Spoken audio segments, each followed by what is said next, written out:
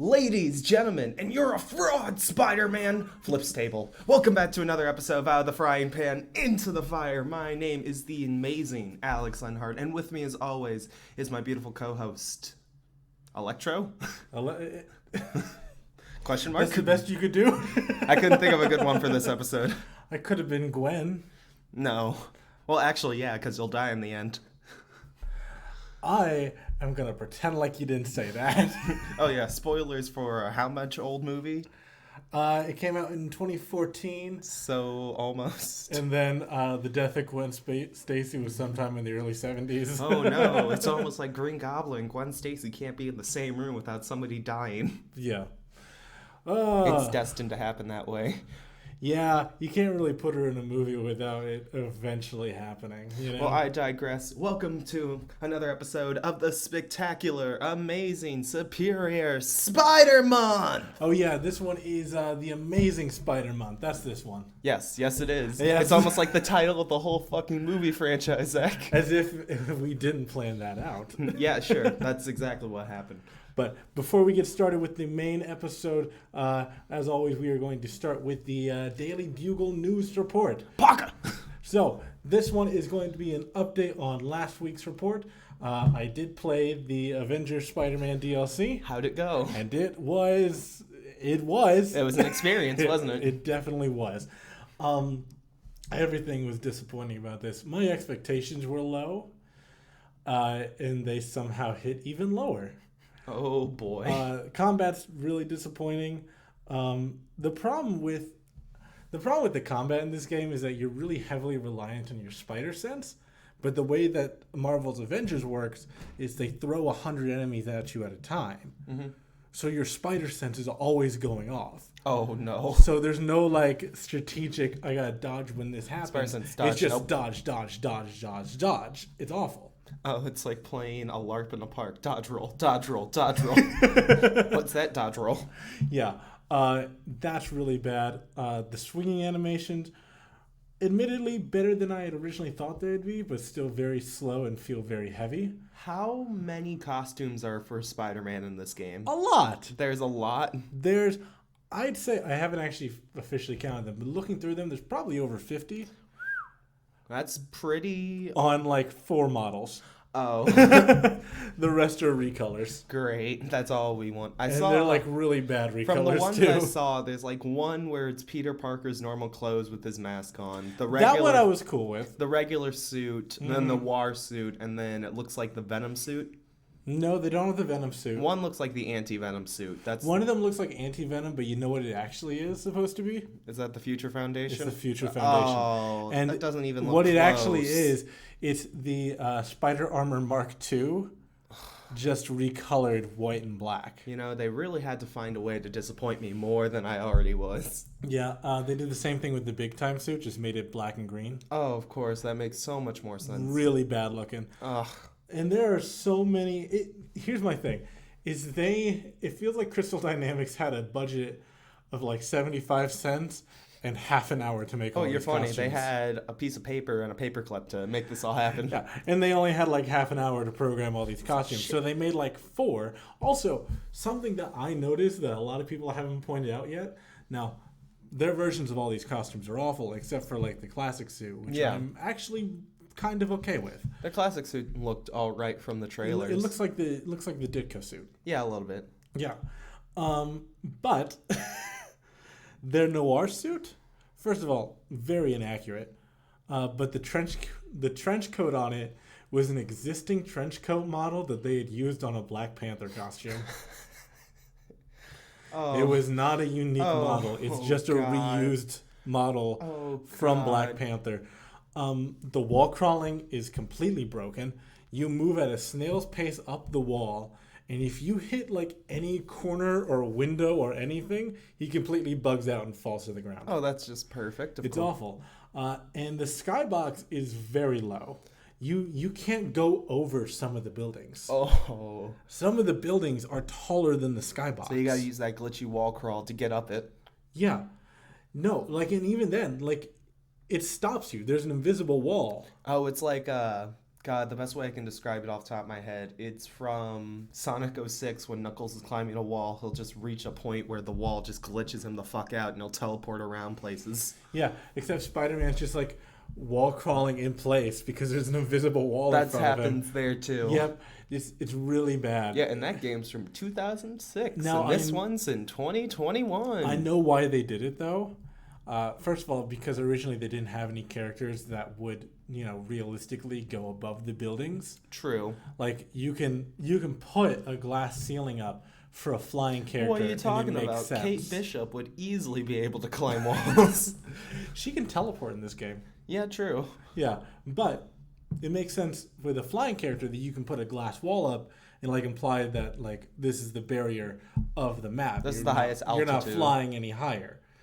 With Spider-Man's wall crawling, there's clearly a path in front of him that he just can't go higher. There's a solid brick wall. And the reason they did this is because the map is so small that they don't want you to be able to see all of it at once. Wasn't this game's main advertising, hey, play whoever you want and be whatever hero you want because this is your game? Yeah, Spider-Man is in many ways, in my opinion, almost unplayable. Oh, lovely. And it only took them a year after the game came out to finish it. Yeah, it's really bad. Even though it was a pre-order bonus. So I will be sticking with Captain America and Black Panther, personally, if I ever revisit this game. I picked it up when it first came out and then dropped it immediately. Kate Bishop plays really well. I like her gameplay, too. I heard Kate, she plays really well. I heard Hawkeye is going to play... That DLC's already come out, right? Yeah, that came out right before Black Panther. I thought so. I heard that was really good. It was. I don't like his playstyle as much as I like Kate's. Okay. They're similar concepts. I just feel like Kate's mechanics do it a little better. Oh, all right. Again, that teleporting mechanic is actually really fun. Oh, look, I'm over here. Now I'm over there. Yeah, it's actually really fun. But that is basically all I have to say today for the Daily Bugle News Report. Let's get into the Amazing Spider-Man films. Well, last time we decided to cover it film by film. Yeah.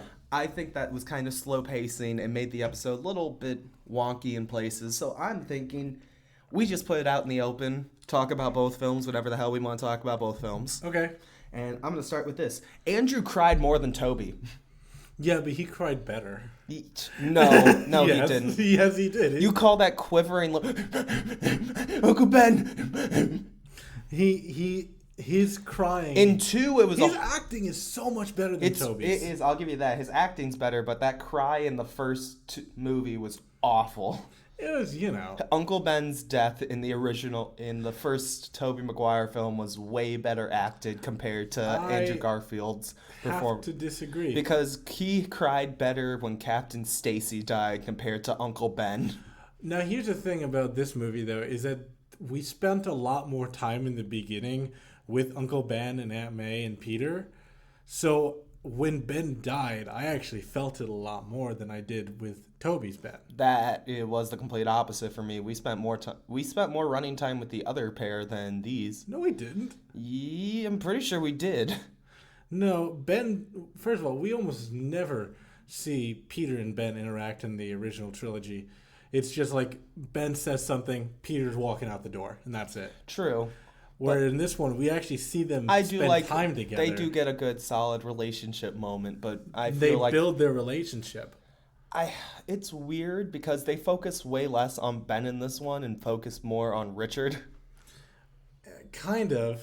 What was the main driving force behind most of the actions that Peter did? It wasn't Uncle Ben, it was his father.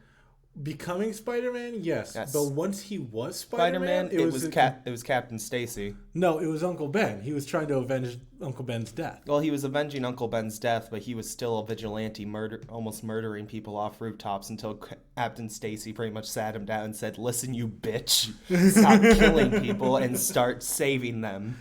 I think the moment where he really becomes Spider-Man is one of my favorite scenes in the whole entire movie, is the bridge scene. Yeah. But that was after Captain Stacy sat him down and said, "Listen." But think about this. So the symbolism of this. Spider-Man saves this kid from a burning car that's dangling off the side of a bridge, right? Mm-hmm. And reunites him with his father. The one thing that Peter has wanted his entire life, he's able to give to someone else. Yeah. It's very emotional. So It's a very good scene. And that's amazing. It's my favorite scene in the movie because it's him like being honest with another kid. It's like, hey, I'm not scary. Here is my mask. Please listen to me. I need you to do this. You are brave. I believe in you. Peter never got that closure that he always wanted, but he was able, through Spider-Man, to get it. Yeah, to give another kid the life that he can never have. And that's why I like, because it's kind of symbolism when he switches costumes from 1 to 3. Not 1 to 3, 1 to 2.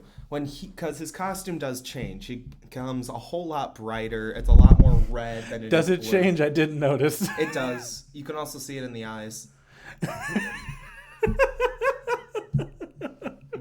I know, you're being facetious. I'm being very facetious. Facetious. Yeah, thank you. No, it's a complete 180. It's a complete 180, but I get what they were going for, because in this movie, he was trying to avenge his uncle's death. So his suit was trying to match his pretty much feelings at the time. And his feelings at the time was rage and anger. Yeah. And so the costume matched that. He was broke, and it was his first time ever making a costume. True. But this costume, like, sitting down looking at it, I exactly see why a kid would freak the fuck out when seeing it on top of a moving car. Oh, yeah. It's fucking terrifying to look at. Yeah, he's scary. Like when he... And that was his whole point. Like when he was shooting people with webs and then twisted his head, I was like, oh, shit. Mm-hmm. This is almost Batman levels of scary. He looks like a monster. So when he moves over to 2... and his spirit's pretty much been lifted, he's lightened up, he's got the big Mark Bagley eyes. Yeah, big eyes. He's pretty much become what we know, the big, friendly neighborhood Spider-Man. Yeah. That is one thing I want to point out before we get any further into this, is that despite the name of this movie, The Amazing Spider-Man is not based on the Amazing Spider-Man comic. Oh, no. It is very, very heavily based on the Ultimate Spider-Man. And there are important differences that, you know, I can excuse because they come from that Ultimate Spider-Man comic. I'd also like to bring up this fact, and this was a thing with the Ultimate Spider-Man, Peter. He's a genius, but he's also cool. He's kind of a dick. He's very much a dick, which I did like. He's very anti-authority. Like, Flash wasn't bullying him on purpose. Yeah. Like, the only reason he was bullying Peter was because Peter was trying to help a kid he was bullying. Yeah. He was standing up for him, and this movie has so many incredible scenes and emotional scenes. When Flash walks up to Peter and Peter slams him against the locker and he says, "How does that feel, Peter? Feels good, doesn't it?" Mm-hmm. It's like, oh my fucking God. This was the best Flash Thompson we've gotten on screen because he has an actual character arc. Oh my God, yes. Now, hold on. I'm Googling something really quick to make sure I know. Really? Yeah, he's only 5'10". I thought he was like 6'1". No, he is short. Huh, I'm taller than Andrew Garfield. Yeah, he's taller than Andrew Garfield. He's not short. He's taller than every other actor who's played Spider-Man. But Gwen is close to his height. She's 5'6". Yeah, that's pretty fucking close. 4 inches. Yeah, but the point I'm trying to make is that he's very tall and lanky. Oh, he's a very lanky Spider-Man. Where it would look weird to have Flash Thompson like hanging him upside down by his heels. Oh my God, yes. So it makes sense why they went that route. I also do like that he's not immediately muscular after being bitten by the spider. It takes time. It takes time because by the end of the movie he's actually bulked up, and Flash even notes on it. He slaps him on the back. It's like, you've been hitting the gym, haven't you? Mm-hmm. Exactly. But what I was saying was that Flash Thompson in this movie is the best on-screen depiction of Flash Thompson we've ever gotten. Because we're going to get into it, I don't like Holmes' version of... I don't hate him, but I also don't think that he's Flash Thompson, no, you know? No, he's I don't see him as the same character. I see him as a very good, different character. He's a good, we'll get into it. But Flash is... So he has 4 major scenes with Peter, right? He's got the scene where he punches him pretty much square in the jaw because he interrupts a fight. Before that, he throws a basketball at the back of his head. No, that's the second scene.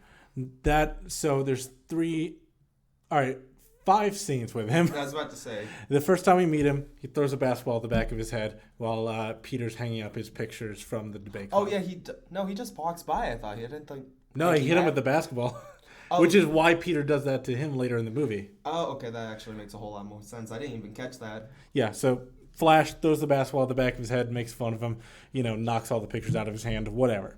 Because I do remember that. I remember him slapping the pictures immediately after that. Yep. Then Peter runs into him outside while Flash is bullying this kid. Peter stands up to him, and he gets fucking decked. He gets decked right in the face, and then Gwen steps in. Exactly.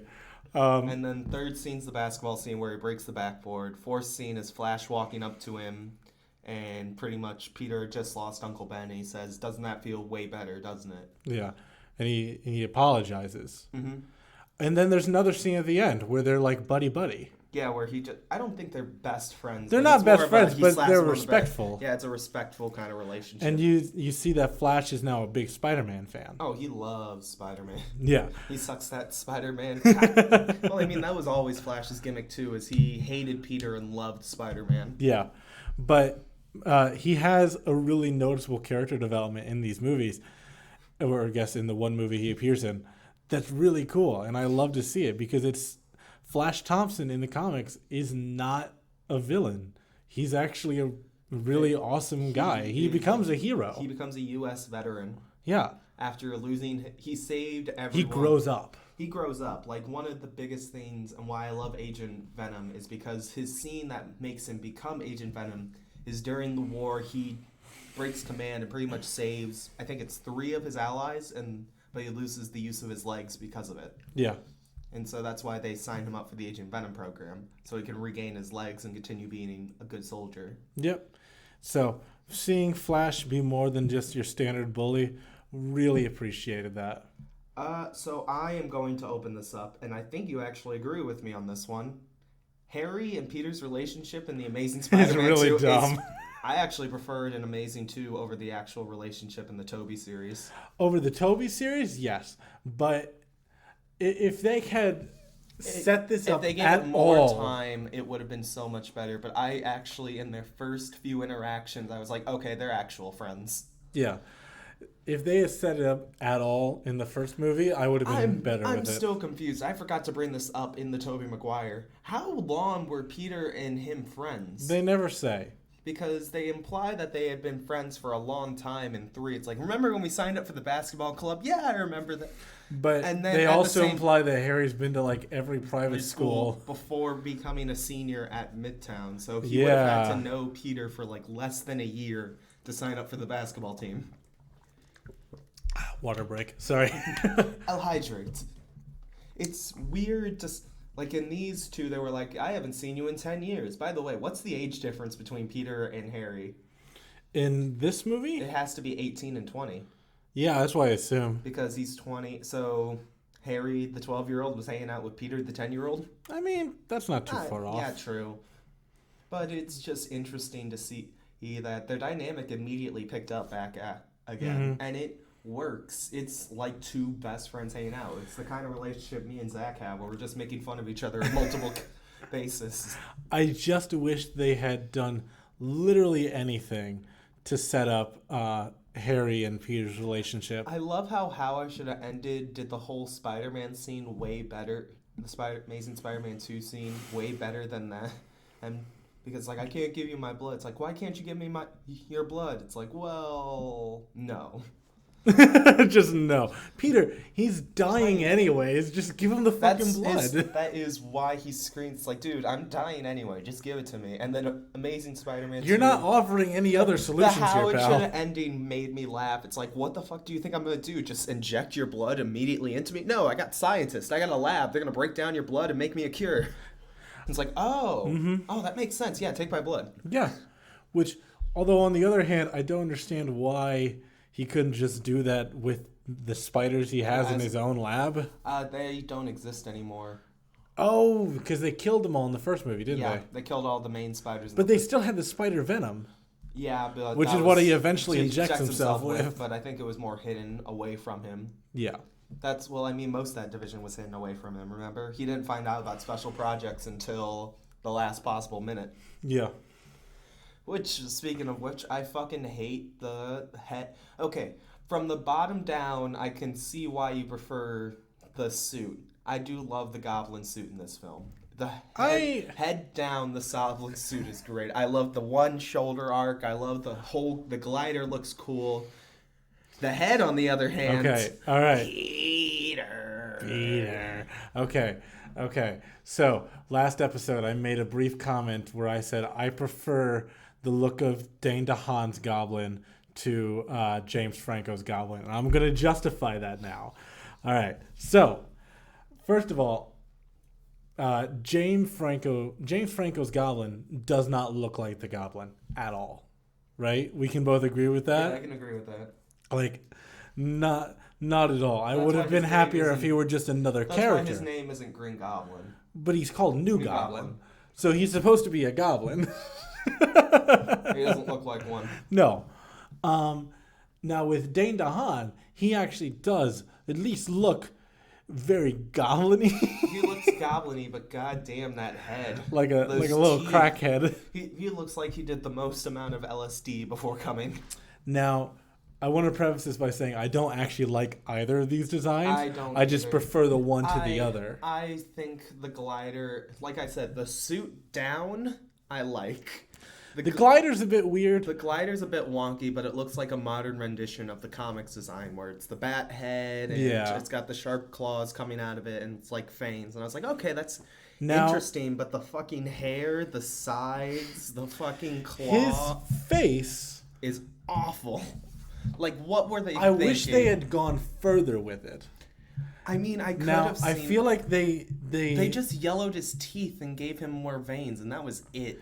Well, and they also, like, puffed out his eyebrows and everything like that. They puffed out his eyebrows and made him more green. I wish they went a little bit further. Gave him actual, like, profound fangs, maybe, or something along those lines, where it doesn't look like he just has messed up teeth. Because the thing is, his face... at least a little bit, actually looks like the Goblin mask from the comic. And the Ultimate Spider-Man Green Goblin isn't a costume. It's an actual person. It's what Norman turns into. A giant fucking behemoth. And that's why I'm saying, like, that transformation, the idea of a transformation comes from that comic. So I'm okay with that. I'm okay mostly with the design that they went with. I wish they had gone further with it.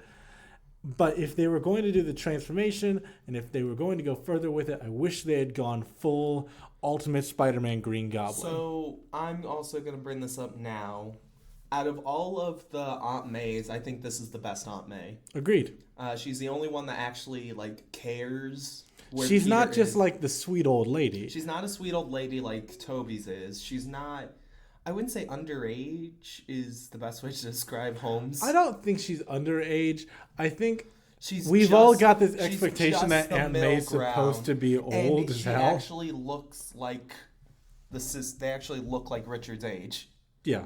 Like, it makes sense. Uncle Ben actually looks around the age that his brother looks. I love that Ben and Richard are complete opposites in their brothers. Oh my god, yeah. I love that. That's so cool. One's a huge nerdy scientist, the other one's a secret agent, and the other one's a fucking plumber. I mean, that's the actual Spider-Man origins, isn't it? Like, yeah. That's what his parents actually went on to do. They were real S.H.I.E.L.D. agents in the field, which I find fucking hilarious. Yep.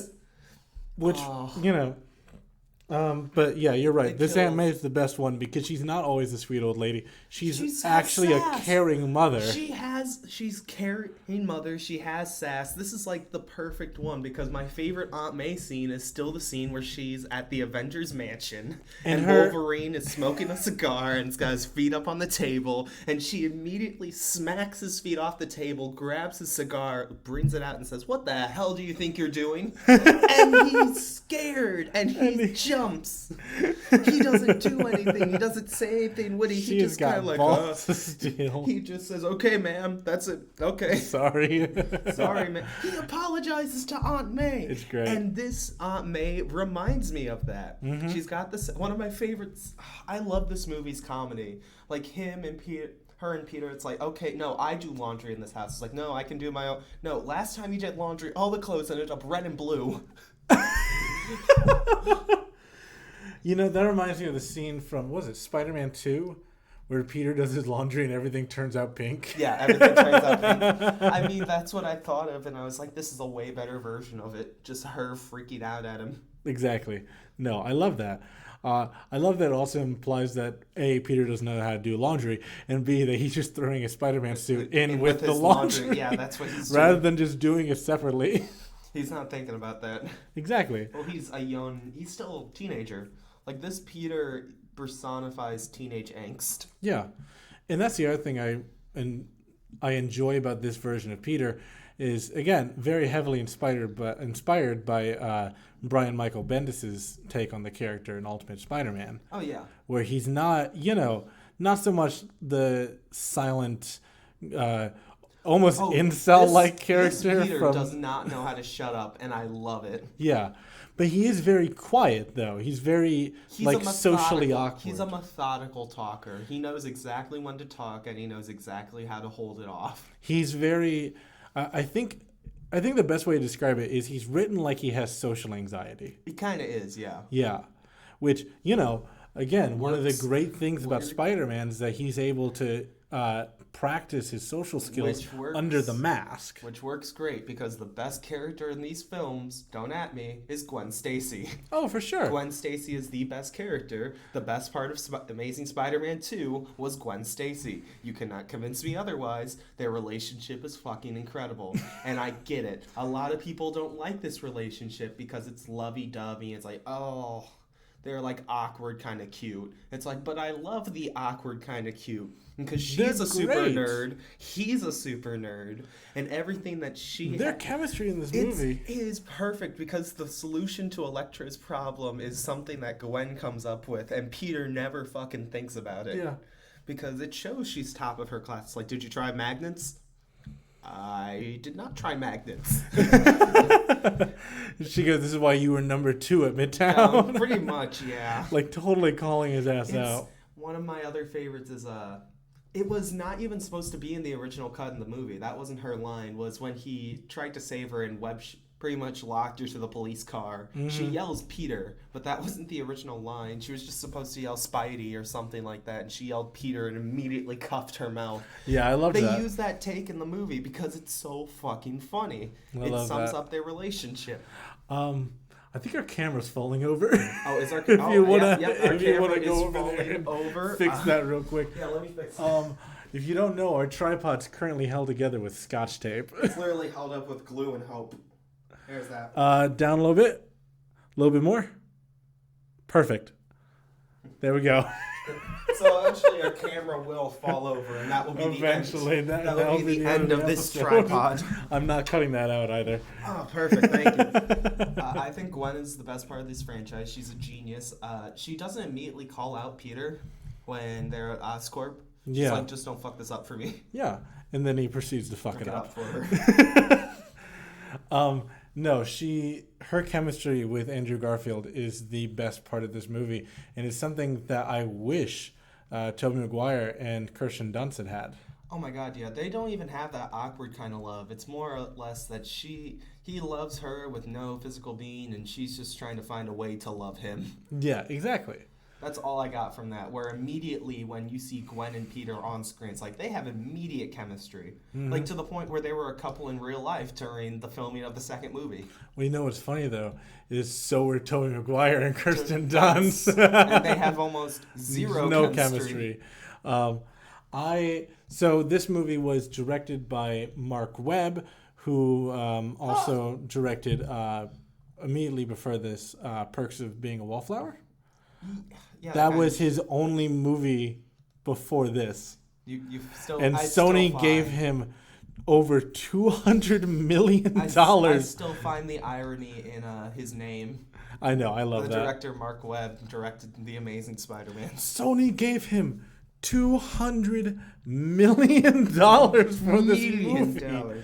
His last film, his only film before this, only cost $70 million. They gave him... What is that, about 3 times the original budget? Yep, that is exactly what's going on. He had never had any sort of, what's the word I want to use? He had never had any experience with action movies or superheroes or comic books. He was hired because they wanted a movie, a character-driven movie with solid relationships, and I feel like he did that very well. So are we going to talk about how Electro has a dubstep fight?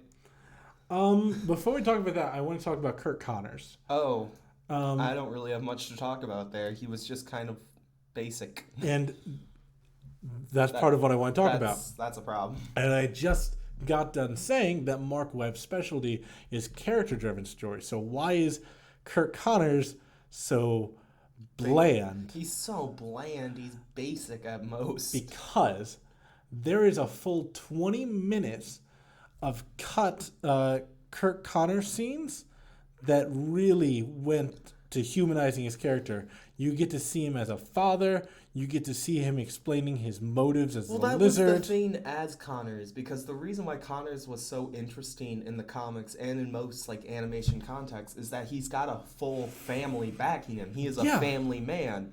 But this movie cuts out everything to do with that. But they filmed all of it, so why'd they cut it? Well, it's our good friend again, Avi Arad. He wanted to, one, cut down the runtime of the movie, and two, he didn't want the audience to relate too much to the villain. That is a major problem there. Mm-hmm. So he had all of these amazing Kirk Connors scenes completely cut out of the film. I'd like to bring up the point that Peter in this film actually cared about his villains. Yeah. Where, I mean, you could say that he cared about Doc Ock and he cared about Harry. It's falling again. He cared about Harry, but not really. I didn't really feel like he cared about him. I felt more like it was a... you're not going to get a obligation. You're not going to get a solid filming in with this camera this week. I can try. I can try, god damn it. I can do my best to try. So, I mean, this Peter actually is trying to help his villains. Yeah. Like, with Kirk Connors, he's like, hey, Kurt, let me help you. We can figure this out. We can go somewhere. It's like, no, I've already figured out the next evolution. With Electro, he remembered... He's like, your name is Mac. He didn't remember his name was Max. He didn't remember his name right away. He didn't remember it right away, but he still remembered him. He's like, you were the guy with the blueprints. Yeah. And so he's trying to calm him down. Hey, it's a statement for the U.S. If the police didn't get involved. Mm-hmm. Look, if the police didn't get involved, I don't think he would have been a major villain. No. And I saw a rewrite of this film a little while ago that I really liked. It kept most things the same except for cut out Rhino, cut out Green Goblin, and focused on Electro. And instead of like a big battle at the end, it has Peter surrounding him and Electro in a web cocoon, so that Electro can't see the screens, he can't hear the audience watching them. It's just him and Peter. Peter takes off his mask, he shows him his true identity, and he helps him to calm down. And once they emerge from the web cocoon, he takes Max to get help. And, Peter visits him at the hospital. He spends time with him, and he helps him get better. And I feel like that would have been a much better ending. I feel like what they should have done was, I do like that, but I also think in the mindset of he should have gone villain. He should have joined with Peter, and he should have, over time, started to hate being in the shadow of Spider-Man. Like, it's me. I'm saving people, not him. Why is he still getting the spotlight? I'm the hero here. Why is it only him? I'm a hero. Yeah. And then finally it comes to its boiling point. It's like, no, screw you, Spider-Man. This is my rescue, my safety. Why the hell are you here? Or a really great way to have done that as well is introduce the Daily Bugle in a larger role. Oh yeah, just use them as have the backlash against Electro in the paper be too much for him to handle. I just realized in this film that they actually used the plot line from the first Spider-Man film, and but when Goblin asked, where'd you get your pictures from, he said, I sent it through the press. Doesn't that technically happen with Peter and JJ in this one? Through the mail? Yeah. Except it's through the email and not an actual mail letter. Yep. I think I told you this last time. The reason why JJ didn't make a physical appearance in this movie is because they couldn't cast J.K. Simmons again. They couldn't cast someone they wanted to cast someone different, but they couldn't find anybody better than J.K. Simmons. So they just cut out his role in the film. To the point where they even cast him in Far From Home. Yeah. And then they had a bunch of scenes filmed. I still want a joke where if Tobey Maguire is in the new No Way Home, to look at J. Jonah Jameson is like, no matter what universe I go to, JJ is always the same. But what was I saying? There was a bunch of other cutscenes as well featuring Mary Jane Watson. And she would have played a larger role in The Amazing Spider-Man 3 that never happened. I mean, we get Felicia in this one, too. Yeah, kind of. Again, she was going to play a larger role in this movie as well, and her scenes got cut. She got a decently large role at the very least, where she was the one that revealed that they were hiding shit from Harry. Yeah. At the last possible minute, but still, she had a decent... Yeah, you couldn't have said something like that sooner? Yeah, I mean, you're only his assistant. I know. Which I would have loved to see more of what she was doing at Oscorp. Oh my god, yeah. We never really see what she's doing besides the one scene where we find out she's now over all those guys, and then she tells Harry about what's going on. Yeah. And that's it. That's all we get. And they make it so obvious that she's up to something else. Oh my god, yeah. But they never show anything. Her name is Felicia. If you guys read we know she's Felicia Hardy. She's Felicia Hardy. She is Black Cat. She is a thief. She is a criminal. Which is how she knew about all the secret stuff going on, is that she was stealing files. But we don't see any of her motive. And I feel like that could have shown up in the, the Black and Silver movie that was planned? Yeah. The Black Cat and Silver Sable movie? Yeah. Yeah. That would have been interesting to see. Another thing interesting about this franchise is there was a ton of spin-offs planned. Oh my god. Wasn't Venom originally supposed to be a spin-off from this? Yes. Venom was supposed to be a spin-off. Morbius, he also makes a very brief cameo in this movie, too. So Venom and Morbius were supposed to be spin-offs in this. Yep. And then they wanted to make there was also a Morbius Easter egg it's as funny well. because they were doing a whole MCU. MCU had just become super popular, and they were like, oh, we're going to do our own MCU with just Spider-Man. And actually, it failed miserably. Something else I wanted to bring up is that Andrew Garfield's Spider-Man was very close to being the MCU Spider-Man.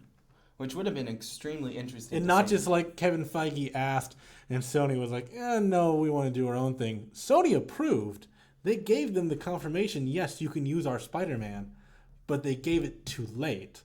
So originally what was going to happen was the Oscorp building was going to show up in Avengers 2012 in New York City, and there was going to be a very brief cameo from Andrew Garfield.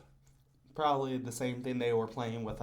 We forgot to mention this, Wolverine in that in the original ones. Yeah, where Wolverine was supposed to appear as just a random person in wasn't it his original yellow spandex costume too, in the random spot in New York? I think it was the black leather costume. It was the black leather. He was just supposed to appear amongst the crowd randomly in that film, but they cut it because they couldn't get him in time. I think Andrew's role was going to be something more along the lines of getting citizens out of the buildings, but you wouldn't have seen him in his costume. They would have implied that didn't have his costume with him, so you just see Andrew Garfield, and maybe like he had his web shooters on or something, just helping citizens get out. By the way, I'd like to bring this up. In the background. What the fuck how small are Andrew Garfield's web shooters? Like, they are fucking tiny. So his first pair are like just the size of a wristwatch. They're smaller in 2. Yeah, they get smaller in 2. This is the size of them in 2. I don't know where he keeps all the web fluid. Well, I mean, the web fluid we see in the other film is also around this size. It's tiny. Is it technically still web? Because I think he gets it from... It's like highly condensed. Because he gets it from the spiders.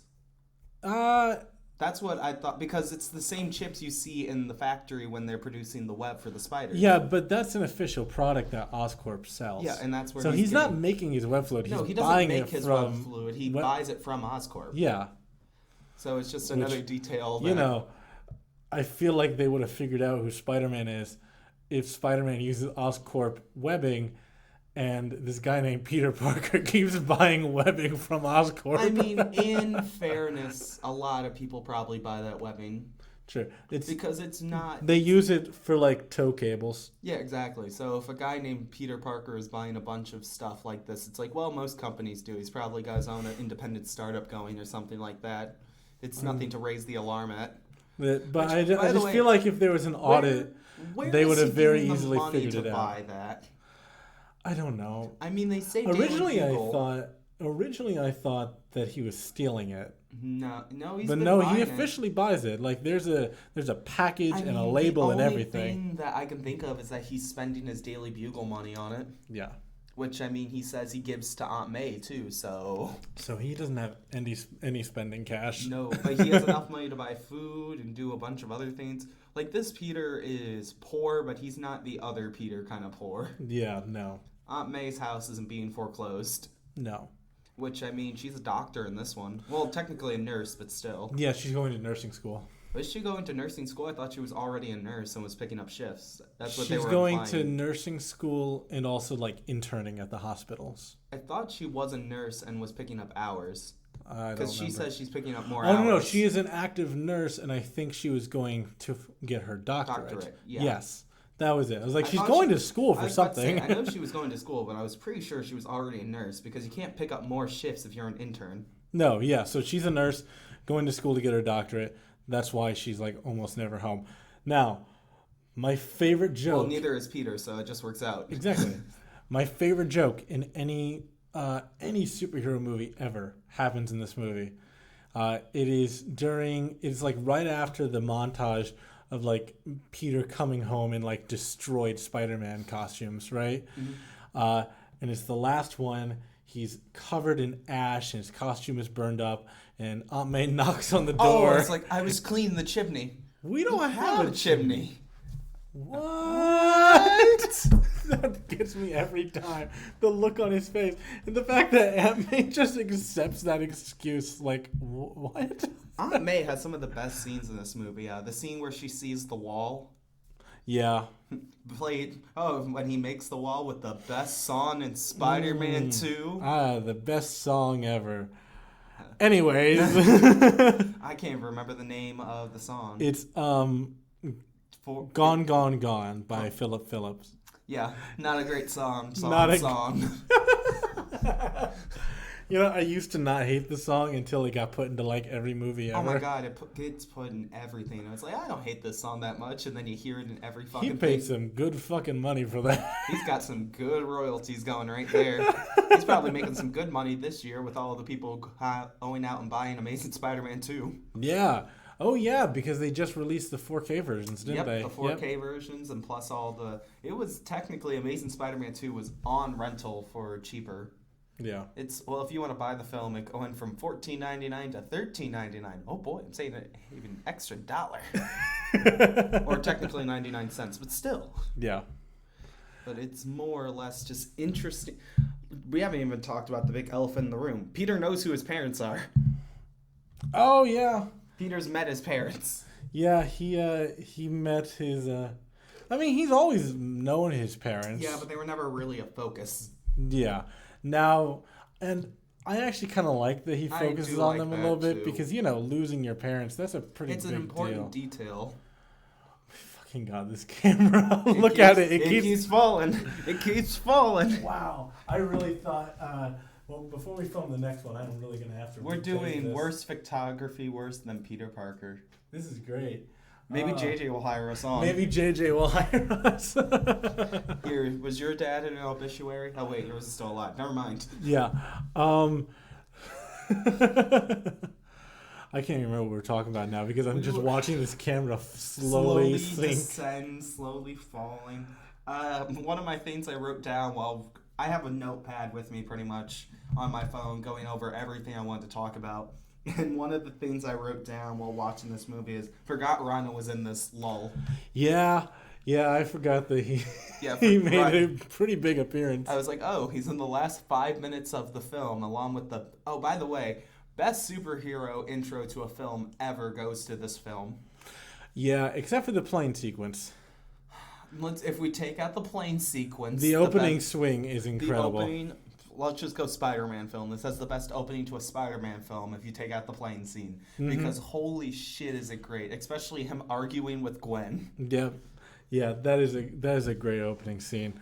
I mean, I want to talk about how Peter's having so much mixed emotions with Captain Stacy. It's like, dude, you decided in the last film, I'm going to ignore the fact that all this happens, and she's ignoring the fact about this, but your dumbass has still chosen to go no.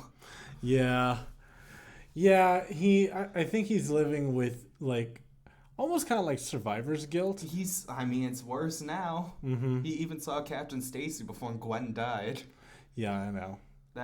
Speaking of which, I mean, they went full out with Gwen's death in this one. It's all Peter's responsibility in this film. It is all his fault. Like, there is no, like, blur. Like, with the original death of Gwen Stacy, if you've never read it, Gwen was pretty much being held by Norman Osborn, Green Goblin. She was pretty much, it looked like she was knocked out. And then he drops her, Peter grabs her, and you hear a snap because his web was close to her neck. So Peter believes he could have snapped her neck, but it's left ambiguous whether or not. Wow, it's really curved on this one. Yeah, I don't know what is happening. Holy cow. It's left whether or not that Peter did kill her or that she died from Goblin beforehand. Yeah. Where in this film, it's like, nah, he straight up killed her.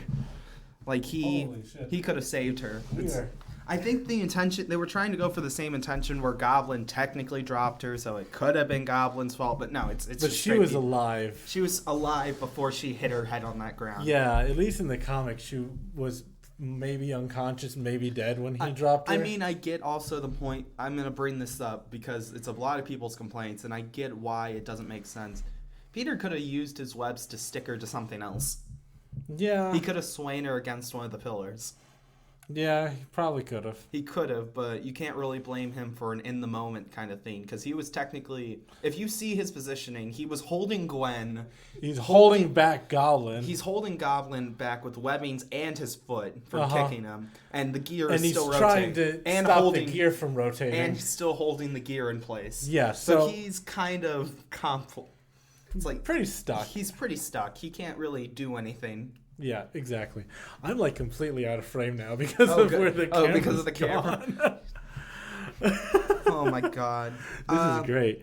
I don't know how this ended up happening today. By the way, we talked about this in the car right here, but for the people knowing, I think the deleted ending is okay. I think it's good. I prefer the deleted ending. He prefers it. I do not. I prefer most of the deleted scenes in these movies. I do like a lot of the deleted scenes in these films, but I really enjoy the actual ending where it gives Aunt May one final send-off. It's like, because she knows exactly what Peter's going through. She just lost Uncle Ben. Yeah. And she knows exactly what it's like to have survivor's guilt. Mm-hmm. And she's telling Peter, hey, it's time to move on. You don't want to forget about them, and you never will forget about them. Yeah. But sometimes you just got to move on and find a way to process it. And he processes it. He listens to her speech one last time, and then he saves the kid with Rhino. In the deleted version, the deleted ending and the alternate ending to the film is Peter is standing next to Gwen's grave, and surprise, Richard Parker's alive, Peter's dad. And Peter, by the way, this is the best acting of him. I think the scene's okay, but this has the best Andrew Garfield reaction because he fucking screams at him, "Where the hell have you been?" Yeah. And he gives pretty much Peter, with great power comes great responsibility speech. He fully says it. But there's a few problems with it. One, it takes out the scene setting up the Sinister Six. Okay. And two... a movie that never happened. Which, in fairness, it never gave us the Sinister Six setup, but if there was a Spider-Man 3, wouldn't have gotten that setup in this film. Yeah. Which, I mean, I can't blame it too much for. And number two, it takes out the emotional scene with Gwen, I think. It kind of kills the emotional scene of him moving past Gwen Stacy with his dad pretty much said, oh, just don't worry about her. I prefer this version because it at least gives us closure to literally the opening plot of the movie. Which, by the way, I still don't like. Yeah. I don't like anything involving Peter's father in this movie, to be honest. I don't mind it. I just wish they had actually gone through with it. It's stupid that he... I mean, I get what his intentions were. It was he left Peter with pretty much nothing about him besides that calculator telling him, it's like, hey, go to this location at this time to find everything you need. Yeah. Which, I mean, now this Peter... I'd like for them to bring up that Peter has his own secret lab. Yeah. Because he now does. Like, it's full of science equipment. What happens when Peter runs out of those tokens? That's a good Can question. he just not get into the lab anymore? Like, that's well, I think the tokens... Are they just regular subway tokens? Do the tokens set it up and set it down too, or does it just keep it up? I think he'd just keep it up, wouldn't he? I don't know. I mean, I would assume he would just web it up. Yeah, pretty much. Keep it from going back down. I mean, didn't he almost lift an entire bridge in the one... Oh, God, what did he do? Like, had a strength feat in this. Where each Spider-Man has their own strength feat in each film franchise. I think it was holding back Electro's, like, electricity while also holding the giant cables together. Yeah. While electrifying himself with the giant cable. I mean, that could count as a feat of strength, but I'd call that more dumb Electron luck. Just endurance. And that's more endurance feat than anything else. Because I don't remember his feat of strength in this. I don't think he had one. No. Because Home gives us the boat, and I believe the Ferris wheel in Far From Home, if I remember. Yeah, he holds the Ferris wheel up. Yeah, he holds the Ferris wheel by himself. And the clock tower. Yep, and the clock tower. Where in Tobey's he stops a train. Yeah. Yeah, I mean... Andrew I guess there's the bridge scene where he's holding up that car. But in fairness, Andrews has some of the best fights in the whole franchise, I gotta say. Yeah. When he's stopping the one criminal in the car where we first get to see the full costume. I love that scene. I love that. Where do you think you're going? He keeps pulling the door shut. Like, he's such a dick about it. He's hilarious. It's like, oh, yep, go out the window. Go out the window. Like, you think I'm a cop? Oh no, a gun. Oh, my only weakness, bullets. Yeah, he's such a prick. He's a prick, but he's a lovable prick. But that's always what Spider-Man is. It's great. Spider-Man, in my opinion, has always been a lovable prick. It's great. I know a lot of people really hate that scene. He's like, oh, he's too mean. I'm like, no. He literally is still not Spider-Man fully yet. He's not Spider-Man fully. And again, he's not based on Amazing Spider-Man. He's based on Ultimate Spider-Man. Which Ultimate Spider-Man is a massive douchebag. He's kind of a dick sometimes. Didn't he tell Gwen... He's very sarcastic. Didn't he tell Gwen after her father hit her to go back home? I don't remember. There's a scene where Gwen starts living with the Parkers and Peter's like, leave me the hell alone and go back to your dad. Yeah, I don't know. It's like, you mean my abusive father? Yeah, him. I don't remember that. But... I do remember that because Gwen had an awkward... No, Gwen's father had just died, and he told her to move on. Yeah. That's a great advice, Peter. Tell you the woman who just lost her father to move on. Well, aren't you a hypocrite? Because nobody told you that when Uncle Ben died. Yeah, I mean, at the same time, though, like, if he had moved on, his life would be so much better. I mean, we saw it in Spider-Man 2 Tobey version. He was actually happy. Yeah, his life would be so much better if he'd just move on from Uncle Ben's death. Peter's a and cope like a normal human being. Peter is a fucking genius. He could get into any school. By the way, they really focused on his genius part in this film. Yeah, they did. Like, I'd say Tobey was a genius too, but no, nothing like Andrew. Andrew's just a straight up fucking brilliant mind. Yeah. Like, he figured out a formula that two scientists had been working their whole life to figure out. Yeah. And succeeded in doing... Well, I mean, you could say... Semi-succeeded. Wasn't perfect. But... There was a giant lizard side effect. By the way, I do find it bullshit that... This is my biggest flaw with the movie. With Amazing Spider-Man 2. It makes Spider-Man less... It makes him... the gimmick of he's more special than everyone else. Yeah. Because the scene that I'm implying is when he finally gets on to the subway tracks, and his dad left him this message pretty much saying, hey, I love you, son. It's pretty much just a, hey, I love Peter, if you found this. The reason why the spiders won't work with anybody else is because it has my DNA in it. And that's the reasoning why Peter survived, where everyone else who will try it will fail. Mm-hmm. Because he is because he has the blood of his father in him. Yeah. Which just kills the gimmick of Spider-Man, because Spider-Man's gimmick is that anybody can be in that costume. Which basically tells me if he had given Harry his blood, Harry he would have been died. Fine. No, because now Harry would not only have the spider DNA, but also Peter's DNA.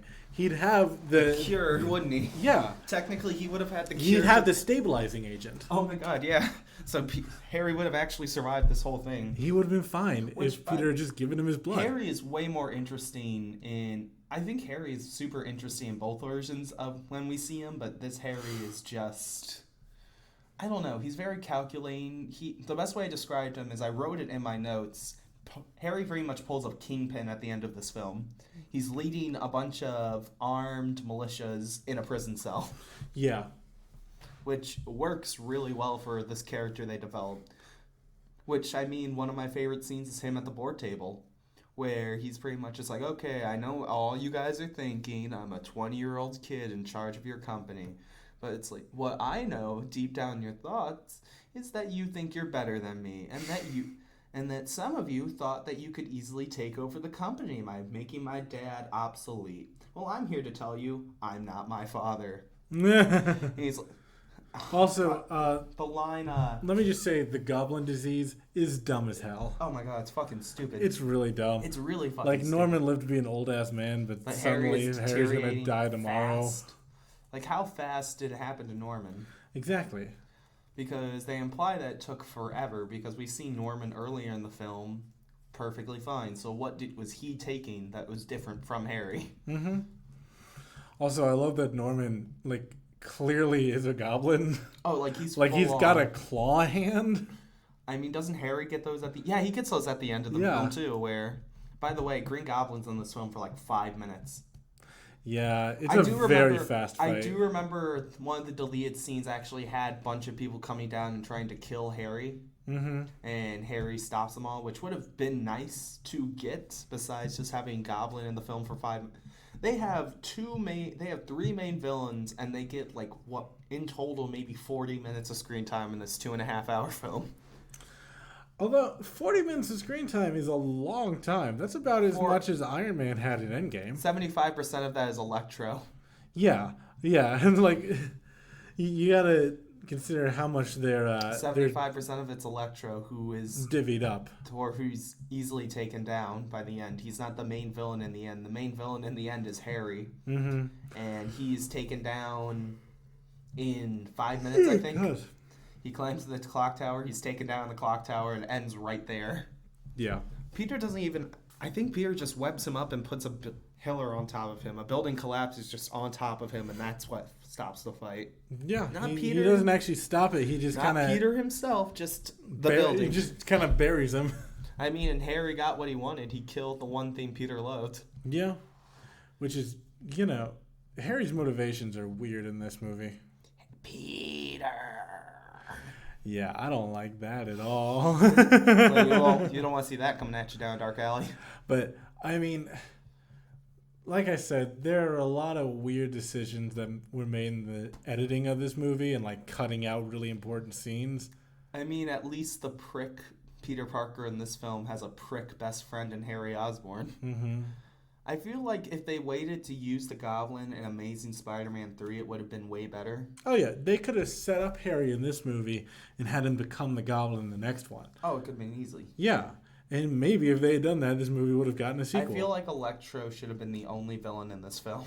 Electro, maybe Rhino. I don't mind having Rhino in it for just a few seconds. I mean, that's my problem with it. I wish we got more with Rhino if that was the case. I don't mind it because it implies that Peter's been taking on villains. It implies that, but we see him earlier in the film. He shows up for the car chase, and then he shows up again near the end, but we don't get to see the in-between. And again, this comes back to the deleted scenes. We actually see a scene of him breaking out and breaking in to the building, but that's something that we don't get in this film, so it doesn't add up, it doesn't make sense, and it doesn't work in the long run. Goblin, we get all of Harry's motivation, which is a character we fucking meet in this one, which, as much as you want to shit on James Franco at least was interesting and had reason to do it and had setup to do it that worked perfectly in 3. Interesting is a strong word. He wanted to kill Spider-Man. That was his motivation. He almost succeeded. He found out it was Peter. I mean, in fairness, all of this could have been resolved. And then he very conveniently got amnesia. And then amnesia right before his father died. I mean, that's 3, though. We're not going to talk about that. I'm talking about how the setup was way better. Yeah, no, the setup was much better. And like I said, if they had just set him up in this movie, had him become the Goblin in the next one, and then maybe Sinister Six after that. I mean, I still want to see what an Amazing Spider-Man 3 would have looked like, because this movie... I don't, according to the leaks. It would have been bad. It would have been very bad. It would have been very bad. Peter would have used his blood to bring people back to life. Yep. Ugh. Because, that's how blood works now. Because that's one of his amazing spider powers. Does everything a spider can, like reanimate the dead. Yeah, because doesn't he bring back Gwen that way? And Captain Stacy and Uncle Ben. Ugh. I mean, I would have liked the Sinister Six at the very least. Yeah, we would like to see the Sinister Six, and that's about it. But we're finally getting that, so... Yeah, we are. It only took 3 different Spider-Men to get here. Yeah, but I'm excited for that to happen. I really don't have a whole lot left to say about this movie. What about you? Let me check over my notes real fast, but I think I've discussed everything I want to just... we talked about Gwen and Peter's relationship and how it's lovey-dovey, and I think it works perfectly. I like it. I think it's one of the best parts of the movie. I love the scene where they're at the dinner date. It's like, cut Peter's fish for him.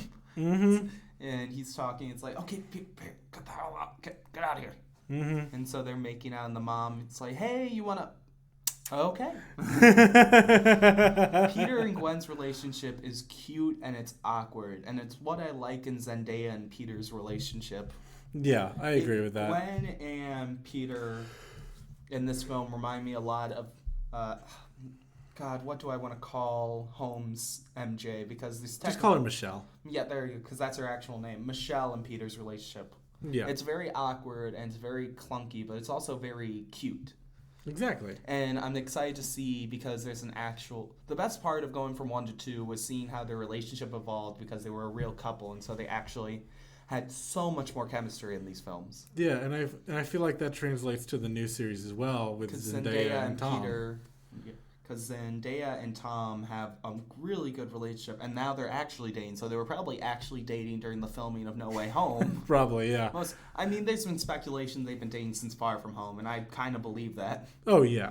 Those rumors have been around for a long time. And then it was confirmed that they actually are a confirmed couple. Yeah. So I'm excited to see where that goes, but that would be more in the next episode where we talk about Homecoming and Far From Home. Yeah. Is there anything else you want to add before we finish this up? Yes, please, if you do a crossover like this again, I want Emma Stone. I really, really want Emma Stone. Yeah, I would love to see her back again. But thank you guys for joining us for another episode of Out of the Frying Pan, Into the Fire. I know that some of our opinions in this episode were pretty controversial. So if we made you mad at all, just make sure you leave 100 comments and share it with all your friends so they can also leave 100 comments. And say our opinion is wrong. Yeah, and tag us on Twitter so I can roast you.